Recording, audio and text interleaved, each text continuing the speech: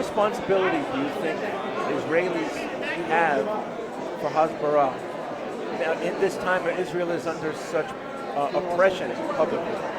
You know, it's not just now, it's always been the case that we hold up a kind of a mirror to Israeli society. And the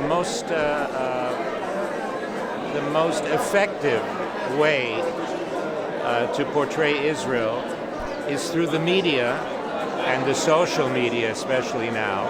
When I started in the Israeli film industry, we started in 1964. My first film was Salah Shabaki. Not too many people know I was in Salah. And then in 65, we did Kunilamo.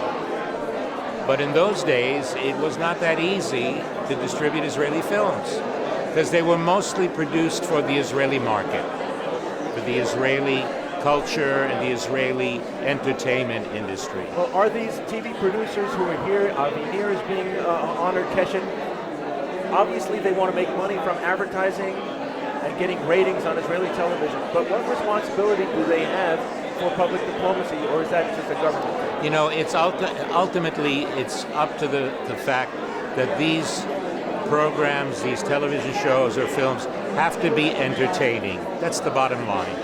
And what we have accomplished over the last few decades with the new generation of filmmakers that we have today in Israel, that have come about, the schools that we have, the opportunities they have, and the outlook that they have today, because of social media, we're exposed in Israel to everything you're exposed to in the United States, in Spain, in Germany, anywhere in the world.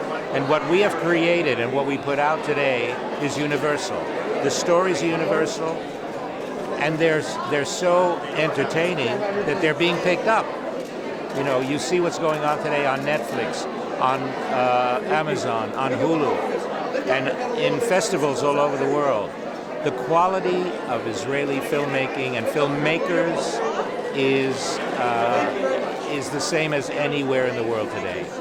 And so ultimately, if there's a story to tell, and we have wonderful stories to tell, and if they're told in the proper way, and artistically, we have great, great talents in Israel. Writers, directors, producers, cinematographers. My cinematographer on Asimov last year, Rami Shweki, is an artist. He paints with a camera. And so we've learned from overseas, and we've adapted it to our own film industry. And I think today it's going to only increase and get more and more Israeli product will be picked up by foreign entities because they see the popularity of it. Well, but there are some foreign broadcasters who won't carry something because it's akin to South Africa during the time of apartheid. Right? They would put on a great South African picture if they feel that the government is somehow immoral. You know, for me, that word, you know, has connotations that are so wrong when you talk about Israel and apartheid in the same breath, because it is so it's a non-issue. Israel is not an apartheid state. Far from it. But aren't there perceptions? Well, unfortunately, yes. Unfortunately, we are, and that's to your original question.